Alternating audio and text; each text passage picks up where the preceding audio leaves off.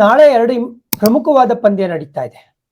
ಒಂದ್ ಕಡೆ almost New Zealand ವಿರುದ್ಧ ಗೆಲ್ಲೇಬೇಕಾಗಿರುವಂತ ಒಂದು ಸಿನಾರಿಯೋ. ಈ ಕಡೆ ಟೀಮ್ ಇಂಡಿಯಾ ಏನಾದ್ರು ಉಳ್ಕೋಬೇಕು ಸೀರೀಸ್ ಅಲ್ಲಿ ಅಗೇನ್ಸ್ಟ್ ಆಸ್ಟ್ರೇಲಿಯಾ ಅಂತ ಹೇಳಿದ್ರೆ ಅಡಿಲೇಡ್ ಅಲ್ಲಿ ಬೀಟ್ ಮಾಡ್ಬೇಕಾಗತ್ತೆ ಆಸ್ಟ್ರೇಲಿಯಾನ. ಫಸ್ಟ್ ಲೇಡೀಸ್ ಫಸ್ಟ್ ಅಂತ ಮಾತಾಡ್ತೀವಲ್ಲ, ವುಮೆನ್ಸ್ ಗೇಮ್ ಬಗ್ಗೆ ಮಾತಾಡ್ಬಿಡೋಣ. ಪರಿಸ್ಥಿತಿ ಏನ್ ಸರ್, ನಮ್ಮವರು ನ್ಯೂಜಿಲೆಂಡ್ ವಿರುದ್ಧ ಸೋತ್ರೆ ಗಾನ ಅಂದ್ರೆ ಇಲ್ಲ, ಇನ್ನೂ ಒಂದು ಅವಕಾಶ ಇದೆ. ಬಟ್ ಏನಪ್ಪಾ ಅಂತ ಹೇಳಿದ್ರೆ ಫಾರ್ಚೂನ್ಸ್ ಅವಾಗ ನಮ್ಮ ಕೈಲಿ ಇರೋದಿಲ್ಲ. ನಾವು ವೆಯ್ಟ್ ಮಾಡ್ಬೇಕಾಗತ್ತೆ ಇಂಗ್ಲೆಂಡ್ ವರ್ಸಸ್ ನ್ಯೂಜಿಲೆಂಡ್ ಗೇಮ್ಗೆ.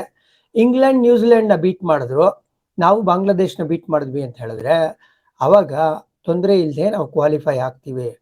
ಒಂದಂತಕ್ಕೆ ಇದು ಮಾಡು ಇಲ್ಲ ಮಡಿ ಪಂದ್ಯ ಆದ್ರೂ ಕೂಡ ಇನ್ನೊಂದ್ಸತಿ ಎಡವುದ್ರೂ ಟೀಮ್ ಇಂಡಿಯಾ ಟೂರ್ನಮೆಂಟ್ ಇಂದ ಔಟ್ಸೈಡ್ ಅಂತ ಹೇಳಕ್ ಆಗೋದಿಲ್ಲ.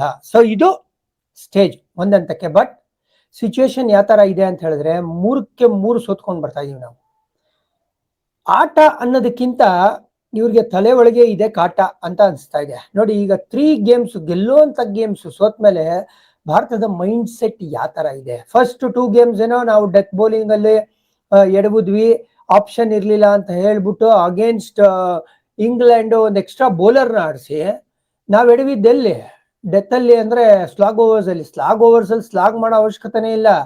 55 ರನ್ 53 ಬಾಲು 7 ವಿಕೆಟ್ ಕೈಲಿದ್ದಾಗ ಫಿನಿಶ್ ಮಾಡಕ್ಕಾಗಿಲ್ಲ ಟೀಮ್ ಇಂಡಿಯಾಗೆ.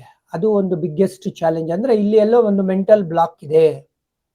ಟೀಮ್ ಇಂಡಿಯಾ ಫಿನಿಶಿಂಗ್ ಲೈನ್ ಹತ್ರ ಬರ್ತಾ ಇದಾರೆ, ಬಟ್ ಫಿನಿಶ್ ಮಾಡಕ್ ಆಗ್ತಾ ಇಲ್ಲ ಅಂತ ಹೇಳಿದ್ರೆ. ವಿನ್ನಿಂಗ್ ಇಸ್ ಅನ್ ಹ್ಯಾಬಿಟ್ ಅಂತ ಹೇಳಿದ್ರೆ ಲೂಸಿಂಗು ಕೂಡ ಒಂದು ಕೆಟ್ಟ ಹ್ಯಾಬಿಟ್. ಈಗ ಸೋಲಿನ ಸುಳಿವಲ್ಲಿ ಸಿಕ್ಕಾಕೊಂಡ್ಬಿಟ್ಟಿದ್ದಾರೆ ಟೀಮ್ ಇಂಡಿಯಾ.